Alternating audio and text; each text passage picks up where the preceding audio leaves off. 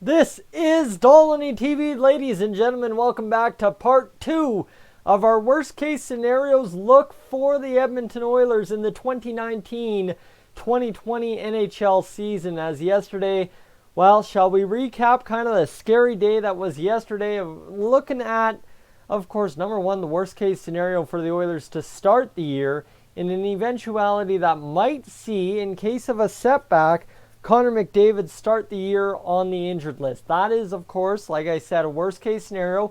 Nowhere near confirmed, nowhere near even realistically a possibility right now. But it is with still an injury, nothing fully confirmed. Hopes and prayers kind of being thrown together still by the Edmonton Oilers. It is what it is. There is that worst case scenario still on the table. Will it happen? God, I hope not, but it is still a possibility at this point, so I thought it important to talk about it yesterday. So today, number 2, where do you go if you go Connor McDavid? What is the second most important thing to the Edmonton Oilers in 2019-2020? Everybody, I know, right now, I'm going to hear it in the comments, not enough forward depth, defense, goaltending. Today what I'm saying is defense, and I'm not saying defense so much on a line that it is, the defense is going to, how do I say this? It's not a line in which the defense is so terrible it's a disaster and we need to write it off right now. No, this is worst case scenario, in which I'm talking a little bit about why I could see the defense falling apart and not holding up, essentially. And that's going back to last year. My number one point on this will go back to last year, December 27th. If anyone can quickly name the defensemen we had in the lineup on December 27th, 28th, 29th, whenever we played a game before the Manning and Petrovic trades, I will gladly give you some kind of internet gratification for you, but you get where I'm going. Right then and there, we were in a dire strait defensively. Why? Because of my number one point with this defense not holding up being worst case scenario for the Oilers in 1920, injuries. It seems every year I've watched the Edmonton Oilers since 05-06, we have a key injury to a key player, not necessarily a star player. Don't get me wrong. You don't have to be a star player to be a key player on an NHL team. However, it's a key player going down for more than 5 games at a time, and it really just alters. Like, I mean, the Oilers are going this way and then Y off in some stupid direction, and somehow we end up failing. And that's gotten us where we've gotten, right? Injuries have definitely been a key piece of how we've gotten here. So, a worst case scenario for the Edmonton Oilers would be to have a similar situation on number one's point as we did December 27th last year. December 27th last year, we were missing Oscar Klefbom, Chris Russell, and Andrei Sekera. 3 of our top 6 defensemen. Depending who you are and how you rank our defense, you may argue 3 of our top 4 defensemen. Just based on playing minutes, that's why I call Sekera in the top 6. But you understand where I'm going with it, right? How do you succeed? How do you expect to hold course, especially the course we were playing at when we were playing Hitcham hockey from the time Hitch was hired to December 27th, or even prior when things kind of fell apart with Klefbom and Russell, when things really fell off the wheel. I just say December 27th because I feel comfortable in saying that date, knowing that that is fact on December 27th. I don't feel comfortable any earlier. I know I should know the date. Problem is, it was a long, drawn-out season in which a lot of crap happened, and it's hard to keep it straight when you're trying to focus on a multi-pronged topic for a day.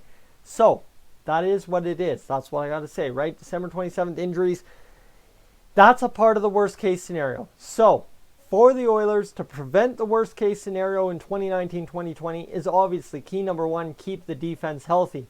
Problem is, you see this. This defense didn't improve. This defense didn't improve at all July 1st or in the past 9 days. That is a given. That is fact. We don't have to worry about that. Are we worse off for it? No. Are we better off for it? No. We're somewhere in the middle ground where it's show and prove. That's a line I haven't used in about a week's time because we've been seeing the show and prove happening. but it is show and prove time for our defense this year.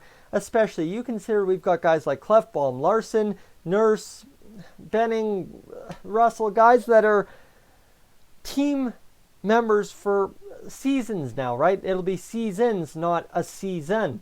And it's time to see exactly what we've got in them. And I mean, we will bring in a young guy, whether it be Person, whether it be Bear, whether it be Bouchard, whether it be Jones, whether it be somebody else off the back end of the AHL Condors, in maybe William Legason, maybe Philip Berglund. I don't know what could happen with his SHL contract, but you get where I'm going. There's a possibility in which this Oilers defense may improve or get worse, but it's overall the same. No better, no worse at this point. There's the possibilities, but at this point it's the same. So we look at that, and you obviously have to ask yourself, how do you look at the worst case scenario? Well, the defense being exactly what it was last year, exactly what it's been for years. Ineptitude, just absolute boneheaded plays, just nothing making sense in a defensive scheme. So worst case scenario obviously is you have injuries pile up, and you have Dave Tippett's defensive scheme. You have the same defensemen failing to do the same job they've been hired to do for years now. It's the worst case scenario, which realistically, I shouldn't be saying this as a worst case scenario because it's almost a reality, basically, based on what last year and the year before is provided. But there's kind of that three-pronged approach, right? I said the forward group, defense group, and goaltending. You guys may stand on three different islands, and I try to stand all the way in the middle that we haven't seen anything yet. Problem being is you can't just say worst case scenario is the defense doesn't hold up, because worst case scenario, yeah, the defense doesn't hold up, but the forwards score 6 goals a game and the goaltending allows 2. Well, damn. So what? So what? But you look at it this way. The other side of it too. My number one prong was injuries. My number two prong is just the same old happening out of the same old guys.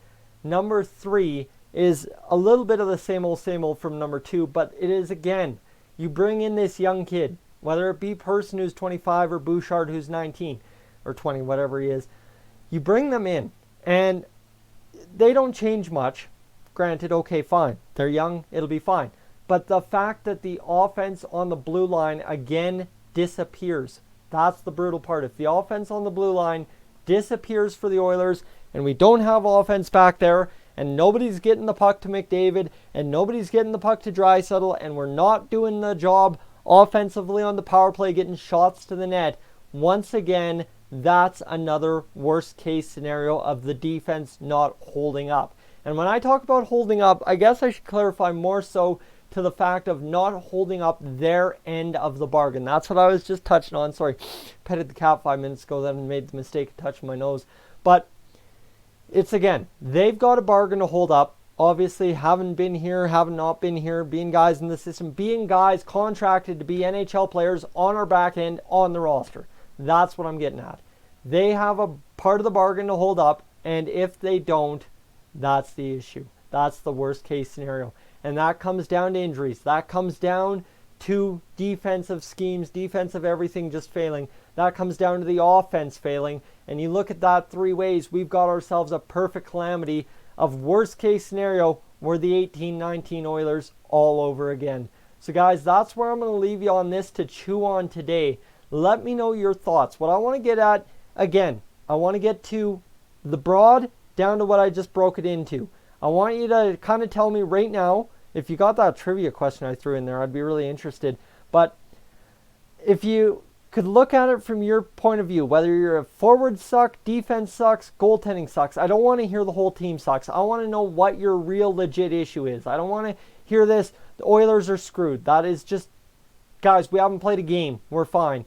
But take it from the broad, bring it down to what I just brought it into in the worst case scenario for just the defensive bargain. Whether it be the offensive scoring from the defense, whether it be the defensive ability, or whether it be the injury prong.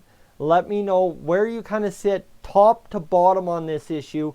Really, I want to just get our discussion, our feelings out here on this now, so as we don't have to worry about it come the season. We can read and react in real time instead of saying I told you so. It's just, you know what, we'll deal with it then. That's what I'm getting at. But today we get to deal with it so as we take that weight off our shoulders and get looking forward to it. Guys, this has been part 2 of Dolynny TV's look at the worst case scenarios for the 2019-2020 Edmonton Oilers. I should clarify that, not the Oilers. We're not talking about the Orleans Oilers, but that's it.